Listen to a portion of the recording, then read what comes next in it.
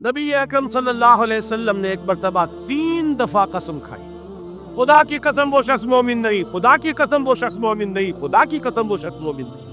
واقعہ یہ ہے کہ ہم تصور نہیں کر سکتے کہ صحابہ کیسے لرز گئے ہوں گے، کانپ اٹھے ہوں گے۔ کون وہ بدبخت ہے، کون وہ شقی ہے جس کے بارے میں اللہ کے رسول 3 دفعہ قسم کھا کر فرما رہے کہ وہ صاحب ایمان نہیں۔ قیل من یا رسول اللہ، کسی نے ڈرتے ڈرتے پوچھا ہوگا اے اللہ کے رسول کس کے بارے میں ارشاد فرما رہے ہیں؟ اب جواب سنیے، الذی لا یامن جارہ بوائقہ،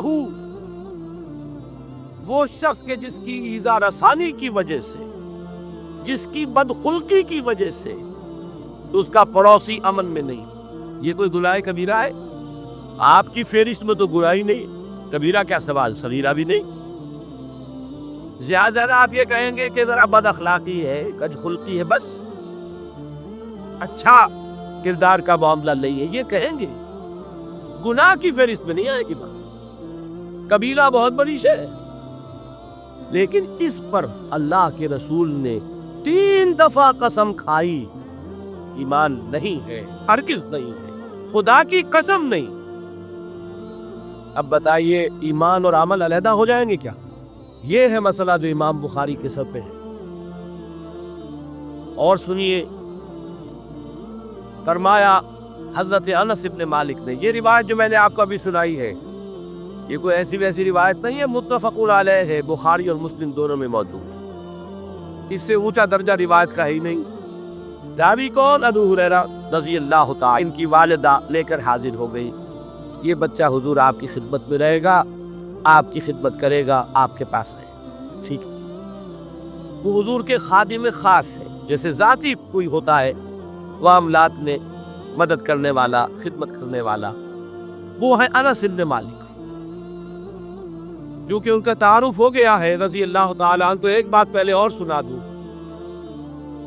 جو بچہ اپنے اس بچپن سے لے کر 9 برس کی عمر کی جب آئے حضور کے پاس، انتقال کے وقت عمر کتنی ہوگی؟ 19 برس، 10 برس حضور کی خدمت میں رہے۔ پہلے تو حضور کے اخلاق کی جو گواہی وہ دے رہا ہے وہ اس کی زبان سے سنیے کہ میں 10 برس حضور کی خدمت میں رہا، کسی بات پر ڈانٹنا تو کجا، حضور نے کبھی مجھ سے یہ بھی نہیں فرمایا کہ اے انس تم نے وہ کام کیوں نہیں کیا۔ یہ ہے ایک آقا کی حیثیت سے محمد الرسول اللہ صلی اللہ علیہ وسلم کا اخلاق۔ اگر نہیں کیا خود کر لیا، کوئی ڈانٹ ڈپٹ نہیں۔ حالانکہ بچوں کو ویسے بھی ڈانٹ ڈپٹ دیا جاتا ہے، لیکن نہیں۔ اب ہم صحابی کی ایک گواہی سنیے، قلما خطبنا رسول اللہ صلی اللہ علیہ وسلم الا قال، فرماتے ہیں کہ شاذ ہی کبھی ایسا ہوا ہوگا کہ حضور نے کبھی خطبہ ارشاد فرمایا ہو اور اس میں یہ الفاظ نہ ہو۔ الفاظ سمجھ رہے؟ جب بھی خطبہ دیتے تھے آپ یہ الفاظ ضرور فرماتے تھے، شاذ کبھی رہ جائے تو رہ جائے، قلما خطبنا رسول اللہ صلی اللہ علیہ وسلم الا قال، کیا فرمایا؟ لا ایمان لمن لا امانت لہ ولا دین لمن لا عہد لہ، جس شخص میں امانت داری نہیں اس کا کوئی ایمان نہیں، جس میں ایفاء عہد نہیں اس کا کوئی دین۔ بنا پھرتا ہو وہ دیندار، بنا پھرتا ہو وہ صاحب ایمان اور امتی حضور کا، امانت داری نہیں تو ایمان نہیں، ایفاء عہد نہیں تو دین۔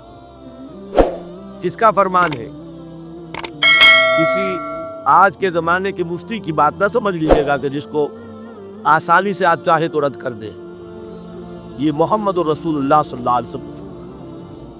اور سنیے پھر ایک متفق علیہ روایت، بخاری اور مسلم کی، راوی پھر کون ہے؟ ابو ہریرہ رضی اللہ تعالیٰ، فرماتے حضور نے ارشاد فرمایا لا یزنی الزانی حین یزنی وہو مومن ولا یسرق السارق حین یسرق وہو مومن ولا یشرب الخمر حین یشرب وہو مومن، کوئی زانی حالت ایمان میں زنا نہیں کرتا۔ کیسے ممکن ہے؟ ایمان ہو اور زنا ہو جائے پھر وہ ایمان تھیلے کا ہوا؟ کیا قدر و قیمت اس ایمان کی؟ وہ تو اٹھا کر پھینک دینے کی چیز ہے۔ ایمان اور اخلاق پہ اثر انداز نہ ہو، ایمان اور کردار کو نہ بدلے، ایمان اور عمل کو نہ بدلے تو کس مرض کی دوا؟ پھینکو اٹھا کر۔ نہیں ممکن کہ ایمان اور زنا ہو، نہیں ممکن کہ ایمان اور چوری ہو۔ لا یسرق السارق حین یسرق وهو مؤمن، کوئی چور حالت ایمان میں چوری نہیں کرتا، کوئی شرابی حالت ایمان میں شراب نہیں پیتا۔ ولا یشرب الخمر حین یشرب وهو مؤمن، کوئی شراب پینے والا وہ مومن نہیں ہوتا جب وہ شراب پی رہا ہوتا، اس وقت اس کے دل سے ایمان نکل جاتا ہے۔ اب دیکھیے یہاں کیا میں نے کل بتایا تھا نا، مغالطے کیا ہو گئے؟ مغالطے یہ ہو گئے کہ اس کو سمجھ لیا قانونی بات، یہ قانونی بات نہیں ہے، وہ قانونی ایمان کی بات نہیں ہو رہی، یہ حقیقی ایمان کی بات ہو رہی۔